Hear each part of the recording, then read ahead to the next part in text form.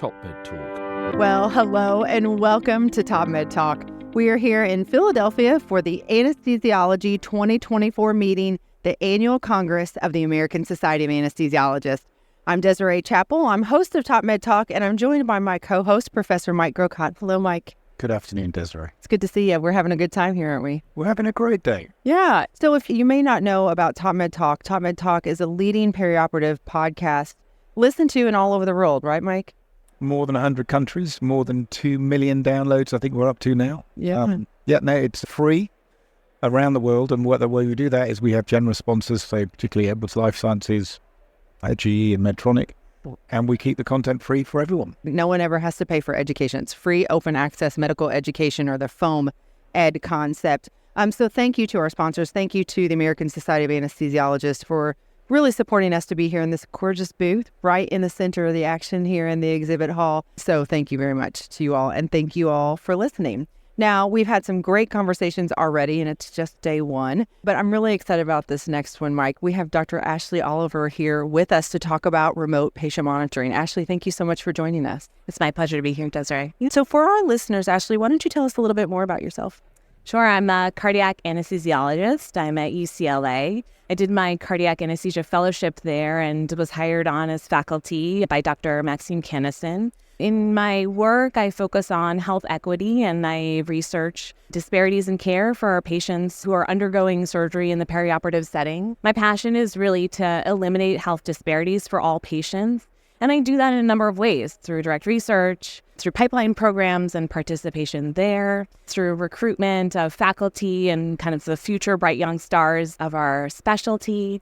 And I think another really important piece is the communication piece. And so I'm passionate about reaching back to our communities who have potentially been affected by healthcare inequities and making sure that we're in communication with them, open with them, and in dialogue with them as they seek care. Yeah, that's fascinating. Part of the way we can communicate with all of our patients and really understand what's going on with them is really focused around monitoring of patients. And so I wanted to talk to you a little bit about your experience as a cardiac anesthesiologist with traditional ways of monitoring, and maybe some of the ways that you're looking at to extend that for a larger patient population. I think when we think about monitoring and we think about healthcare inequities, we have to be really cognizant and really careful, because not all patients, not all communities, not all individuals are coming to us from the same set of circumstances. And I mean lived experiences, and I also mean access to care.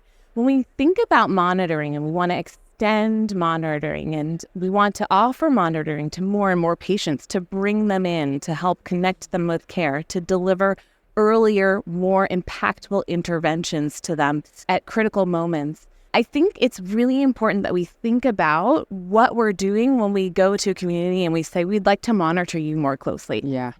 So this is going to have a really broad set of reactions depending on the lived experiences of the individual and depending on the experiences of the community. For some communities, they're going to say, great, thank you so much. My uncle, my grandfather, my grandmother lives with congestive heart failure at home. It's really important that we monitor oxygen levels, that we monitor weights, and we love the opportunity to have more granular data.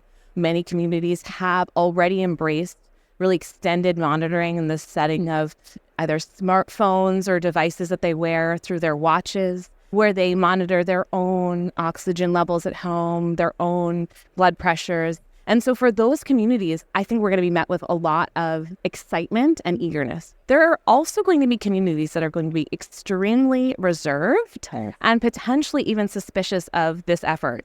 And so I think even as we're reaching out to communities, we need to make sure that we have broad partnership and early connection with community members where they feel like they're involved in what monitoring is being offered to them and how their data is being used. So again, it's really important that physicians understand that not all patients, not all communities are going to be ecstatic about monitoring. And at the same time, we have a responsibility to offer our technologies to all people because we want to deliver equitable care for all people. So we're in a really interesting time right now. And I think it's important that we hold the lens of equity and challenge ourselves to try to make care truly equitable. And that, to me, means involving communities early as we move forward with extended monitoring. There is definitely disparity still in how we interact with patients. And we are also finding that sometimes when we have missed populations, they have more comorbidities. I mean, not always the case, but we know we're dealing with the sicker patient population now, whether there's a disparity in the care that they have or not. So how do you feel like that plays a role in some of the things that we're discussing now? For me, what I think about when I approach any patient, and I'll give you an example of a patient who's undergoing a coronary artery bypass surgery. They're potentially anxious. They're in the pre-op holding area. They may or may not have been connected to care previously in an extended way. They're found to have coronary artery disease. We need to intervene. We know that the surgical intervention is going to be superior to the percutaneous cath lab-based intervention. And so it's really important that in a very short amount of time, myself as a cardiac anesthesiologist, I have a small window where I can gain the trust of that individual. And I have to start by humbling myself. It doesn't really matter what ethnicity, gender, age that person is. People can have assumptions about my age, my gender, and how I present. And it's really important that I actually spend some time getting to know the patient. And then I start to talk to them about the ways that I'm going to monitor them during surgery. So we talk about the pre-induction arterial line. We talk about the swan that I'm going to place through their right internal jugular vein. I talk about the transesophageal echocardiogram that I'm going to perform to watch their heart before, during, and after revascularization. As I'm teaching them and telling them about the monitoring techniques, I'm looking for clues about how receptive this individual is. And then I have to decide if this person is really not amenable to some of these interventions, some of these monitoring techniques, maybe we'll forego them. Does every patient need a swan? Does every patient need TEE? For a CABG, could argue not. But it's also, if there is reservation, there's also an opportunity, and I would say an obligation. Is there something about the procedure that's concerning to you? What are you worried about?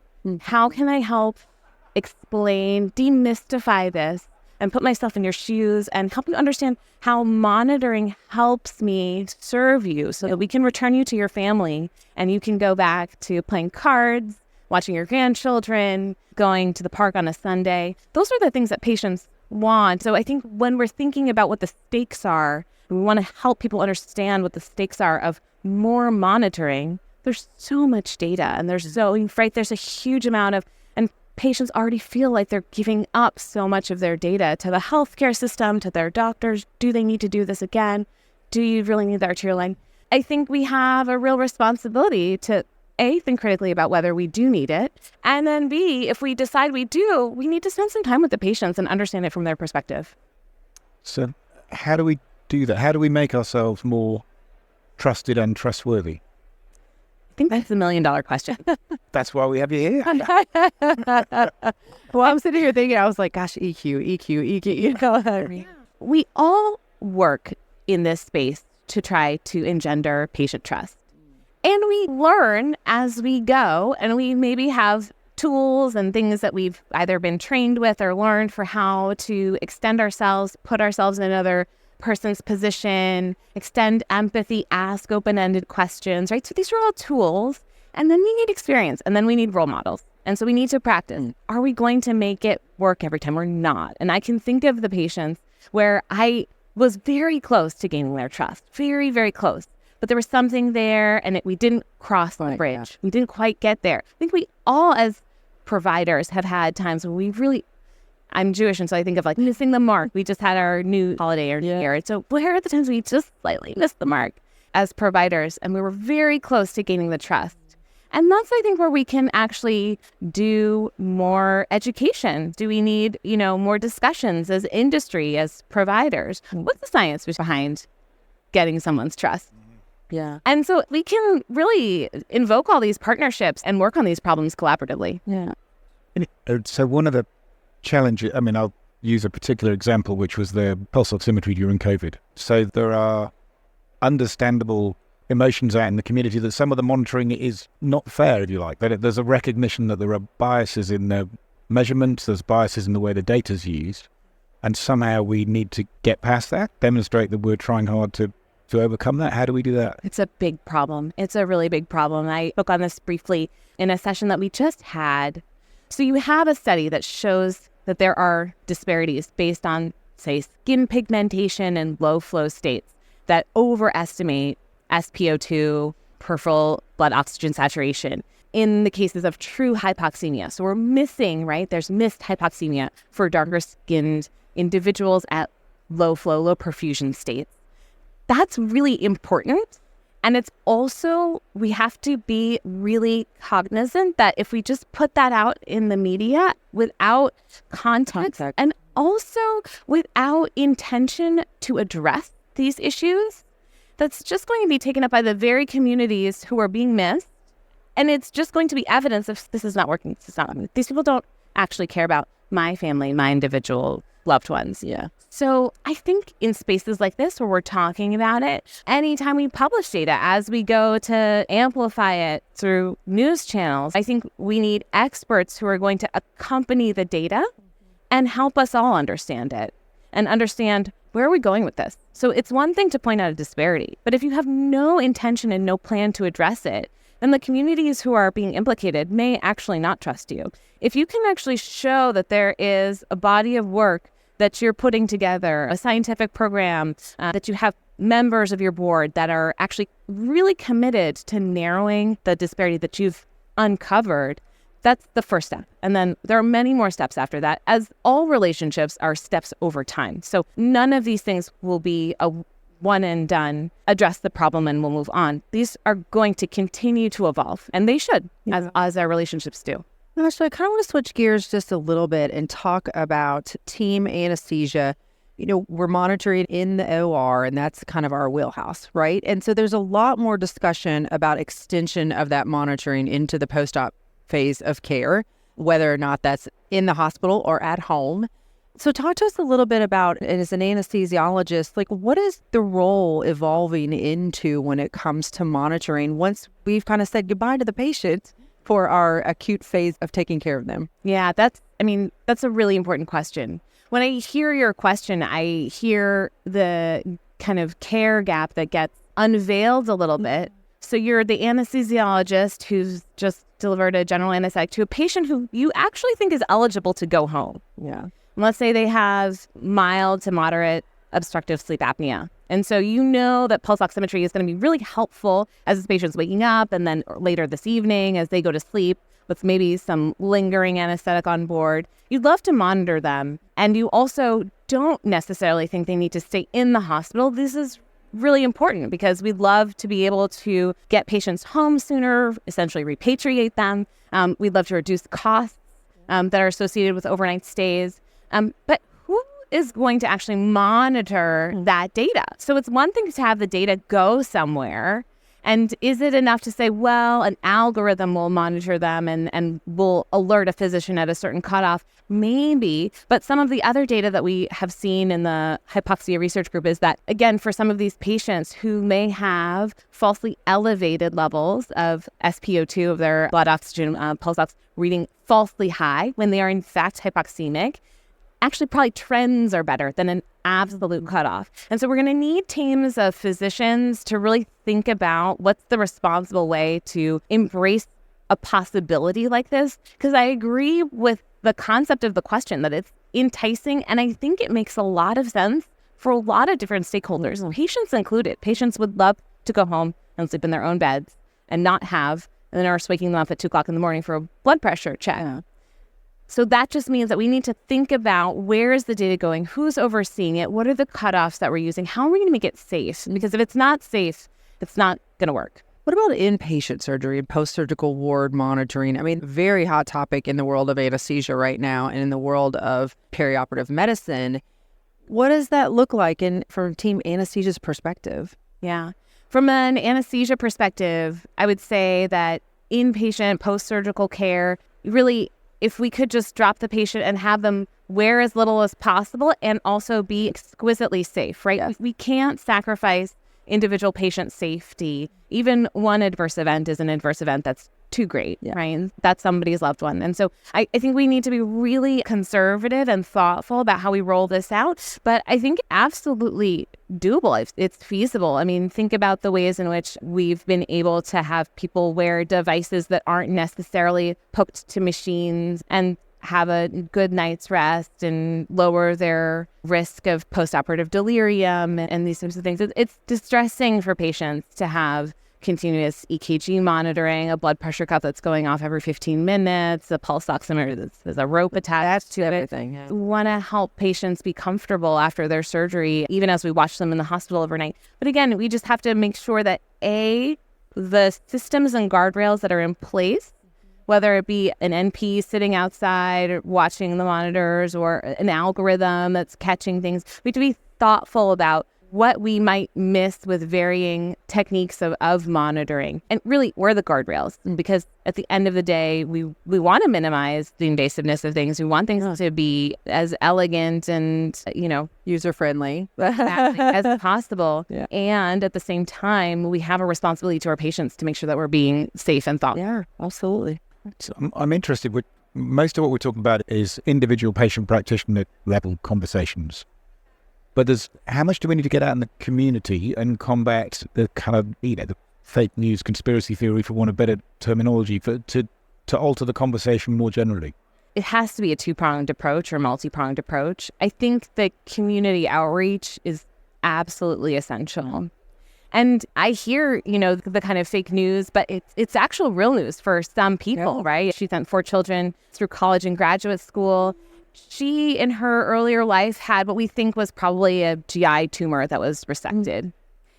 Whatever happened around that surgery was so distasteful and off-putting and disturbing to her that many decades later, when she felt a breast lump, she never sought care. And she continued as this lump grew and grew and grew until it became a fungating mass. She had metastatic breast cancer, and she died 6 months before I was born. This is someone who actually had an experience, a healthcare experience that really altered the trajectory, not only of their lives, but then deprived future grandchildren of a grandmother who, I'm told that I play the piano the same way that she does. Yeah. We need people who are going to go into the communities and actually maybe even start by canvassing. What are the stories that you've had? How has this been going for you? How comfortable do you feel seeking care? And if you don't feel comfortable, why? Do you think you'd wear monitoring at home? Do you think you'd come in for monitoring? People kind of have to show up and invest in the space and invest in the relationship, because that's how trust is engendered and then built and sustained. Everything that you're connecting and communicating with your patients. What has been your personal experience in your facility there at UCLA and your journey for monitoring post-surgery? At UCLA, I would say we're fairly kind of middle of the road, and I would say commonplace in terms of our post-operative monitoring. Preoperatively, our patients are often seen in our preoperative clinic, and so we kind of get to know them that way, where they get connected to surgical care, potentially through their primary physician or a subspecialist or a specialist. If they're not seen in preoperative clinic, then we are sometimes meeting them in the anesthesia bay and the preoperative bay before surgery. After surgery, we have pretty well designed and described algorithms for where these patients are going to go. Some of these patients having ambulatory surgery can go home same day. That's pretty uncomplicated. Some of these patients go to the recovery area, and we have a couple of levels of recovery, including the PACU, where they may either stay for some time and then get discharged home, or stay and then get admitted overnight.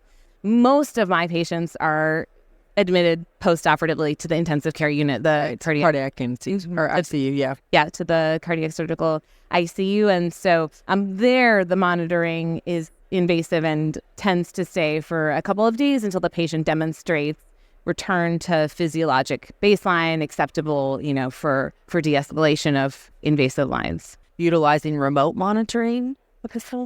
We're not using remote monitoring at UCLA. And, I think, again, this is kind of the question is, how is this going to work? Who's going to be monitoring it? Questions about workflow, too, I think is a big piece. So these are some of the hot topics and the questions. Who is sitting at the computer analyzing the data, or what algorithm is being used to analyze this data, and how far away are the providers? Yeah. As with everything, the kit can be as smart as you want, but it's actually how you use it that makes the big difference. 100%, Mike. And then one of the pieces that I wanted to talk to you as we close here is implementing, the different pieces of whatever it may be, specifically, patient monitoring and things like that. It's one thing we talked about patients, but also providers and clinicians and nurses and our colleagues in anesthesia. What is your experience with that and things that you would talk about, and then from the lens by which you look at a lot of these things? It's a great question. And what I hear in the question is the ways in which we can offer technology to our providers can improve our ability to care for patients. It can also be burdensome. And so we have to also include providers as we're designing new prototypes and new opportunities for more remote monitoring. Are we using our machines for good? Or are we adding another layer of redundancy that now someone needs a portal to make sure that the patients are doing well? And so these are going to be kind of ongoing conversations, I imagine, as we're designing technologies, is thinking about all of the different places in which the technology is going to impact people's lives. The patients, for sure, the surgeons, of course, but the other providers who are going to be monitoring this patient post-operatively. And I think remote monitoring is really exciting. And I also think that we have a lot of work to do. Absolutely. Ashley, thank you so much for sitting down with. This has been an amazing conversation. Thank you. I would love to catch up with you again on this topic of health equity and how we interact and interface with our patients. I think it's so very important. So thank you for the work that you're doing. Thank you, Desiree. Thank you for having me. And thank you for listening to TopMedTalk. You can always find us on your favorite podcatcher, social media, X, LinkedIn, Facebook, Twitter, or I said X, formerly known as Twitter. Thank you. If you find us there, give us a thumbs up. Again, thank you to all of our sponsors and the ASA for keeping TopMedTalk free and open access for all of you listening wherever you are in the world. So cheers, everybody. Thank you. TopMedTalk. Thanks for downloading TopMedTalk. Don't forget to subscribe, check us out on YouTube, and of course on social media. We're on Instagram, Facebook, and X. Also, it's important to remember that TopMedTalk is the broadcasting arm of EBPOM, evidence-based perioperative medicine. We'd love you to find out more about that, and the way to do that is ebpom.org. Check out our website and find out about some of the incredible conferences we're going to be arranging across the year. ebpom.org.